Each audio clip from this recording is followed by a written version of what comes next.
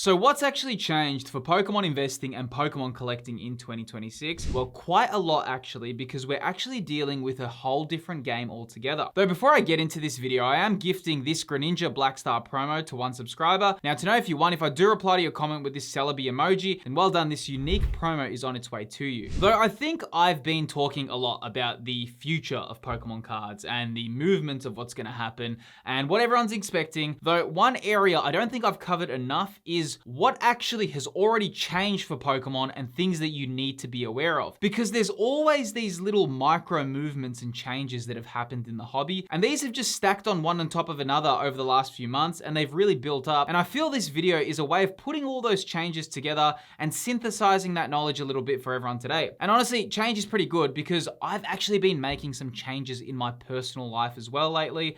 And some of you may have noticed, some of you may not have, but whatever. I mean, like over the last few months, especially since my wedding last year, I've actually put on a lot of weight. You know, I'm dealing with a fair bit of chub. So I'm just dealing with some things, and I kind of spoke with my wife and I was like, hey, I really need to make some changes in my life. And she's like, yeah, come on, Phil, you really need to kind of like lock in right now. So I've been on a little bit of a health kick, and you might be thinking, Phil, why on earth are you telling us all your personal stuff? But honestly, I just feel like real talk that the reason why I'm letting you all know this is because I feel if I tell all my audience that I'm about to make this change in my life, I'm just more likely to stick to it and be held accountable. And honestly, I know that like if you see the changes in me physically and I look better and I improve, I kind of feel that that's actually gonna be pretty motivating for some people out there as well. I mean, if you just watch my channel for Pokemon cards, that's cool, but I really hope that the changes I make right now can also potentially inspire you if you're willing to make some changes as well. So yeah, that's just like a little bit of a life update about what's happening with me right now.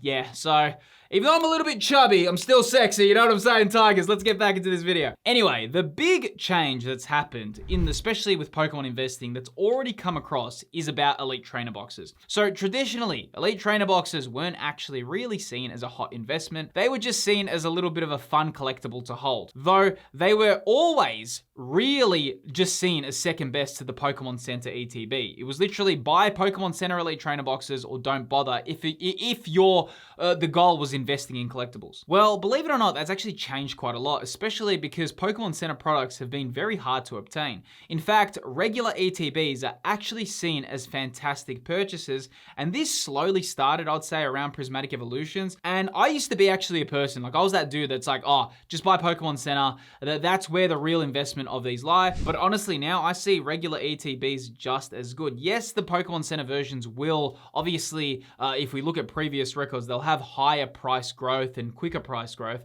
But the problem is they're very hard to get. And especially if you live in Australia, for us, it's really hard to get Pokemon Center products. And by the way, I just want to say, if you are a first timer on the channel, I really want to say welcome and say, hey, my name's Phil. I create a lot of videos around Pokemon collecting and Pokemon investing. If you do like this style of content, definitely feel free to subscribe. It's always awesome seeing new people on board the channel. When I was a little bit more bullish on Pokemon Center products, it was actually not that hard to get them, especially in Australia. You'd have to pay like a pretty big shipping fee, but you would be able to get your Pokemon Center products shipped over here in Australia. Though with Prismatic Evolutions and how everything's changed, then if you're not there right away, you won't get the product. What I really actually am thinking right now, and the change I've seen, is that regular ETBs are actually smart plays. They're not, it's not that big discrepancy like we used to have. It used to be regular ETBs are below average, Pokemon Center Elite Trainer boxes are above average. Now it's like, no, regular ETBs are great, and even though Pokemon Center Elite Trainer boxes are better, if you can get your hands on them, well done, you've made an excellent decision. But if it's also very unlikely to be able to get those products as well. So that has been a shift that's actually taken place, and it's something that you need to be aware of, and probably more changes like that will happen. I mean, we're already seeing that, like ancillary products as well. They used to be seen as bad. They're still not seen as that good, but maybe if products are still so hard to get, that is something that can change as well in the future. That could happen where there is a bigger market for those if the scarcity and the supply issues are still maintaining throughout this year. Now also, with Pokemon collecting and investing, changes are always happening, and nothing's really slowed down with Pokemon recently. We all know how much Pokemon cards are growing in popularity, but with all these new things, there also are some new tools appearing, and that's why I do want to to talk about today's video sponsor, Double Holo. Now, one of the challenges with Pokemon cards is that a lot of information and listings are scattered across different places, though Double Holo aims to bring all of that activity into the one hub. At its core, it works as a marketplace where collectors can buy and sell cards, and currently, it's actually one of the most competitive platforms right now with only 4.9% platform fees. This is actually a huge deal because if you've ever sold your collectibles, you know how much seller fees can eat into your profits. Now, a cool feature on Double Holo is that you can actually set preset offers on specific cards and leave it active in the system. This allows sellers to accept if they decide that they're happy to move forward with that card at that price. Double Holo is one of the most competitive marketplaces and hubs for Pokemon collecting at the moment. If you'd like to check out their features along with all their premium options that are available, you can find the link in the video's description. A big thanks to Double Holo for supporting the channel. Now let's get back into this video. Now let's get into grading, as I've noticed grading has had actually two big changes that have happened as well. So the two fundamental changes that have happened with grading is, number one, I've noticed that the room for competition is becoming very, very hard to even grow, to be honest. Because for a lack of a better word, I feel like the community is gatekeeping grading a little bit because so many people, including myself, have obviously invested in PSA slabs or CGC or some rare instances for Pokemon BGS. But I've actually noticed that the Pokemon community isn't too open for competitors entering the market, even though they all say they are. It's interesting because when it actually comes, or if a new competitor enters the scene, a lot of people are skeptical. And I actually at one point thought tag was on its way to become part of the big three and it would become the big four. Now that doesn't mean that it won't happen, but right now it does feel like it's lost a little bit of that wind beneath its wings, and I'm hoping that there will be a recovery for tag as well. But another shift that's happened, and this has already happened, is that people literally only want the 10 copies, whether it's CGC 10, PSA 10, or BGS 10, that's it. I'm not sure if you've been really keeping up with the market, but it's actually really common now that PSA 9s are actually cheaper than raw copies. So because raw copies have the chance to be returned as a PSA 10, that literal chance has given them a premium. Now that is kind of insane because I'm not sure if you've ever seen PSA 9s, but in my opinion, they are immaculate cards. You will rarely find a problem on a PSA 9. The only thing you may notice is the centering, but I gotta be real, I've got some PSA 9s, and when I look at them, they look that ridiculously good that I actually can't believe that they're not 10s. So this 10 premium has really become a shift, and it's a kind of a spotlight that we need to look at the hobby at the moment, especially if you're investing in collectibles. I also love, I personally do like investing in my 10s. I'm a bit of a perfectionist, so that also plays a part of it. But really, the thing with PSA 9s, and a lot of people, what they see now is like when you actually look at a PSA 9, you can see the quality. They are very clean copies of cards. What's crazy as well, grading costs have gone up substantially.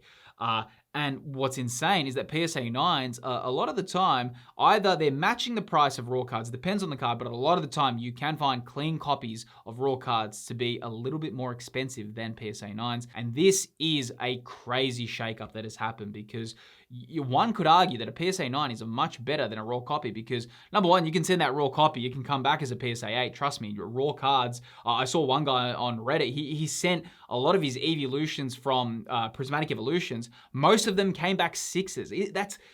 These would all be pack fresh too. So you can buy a raw card. It doesn't mean it's going to come back as a 9. Trust me, it can come lower as well. So that's kind of crazy as well. But also when you buy a PSA 9, it is protected. It's encapsulated.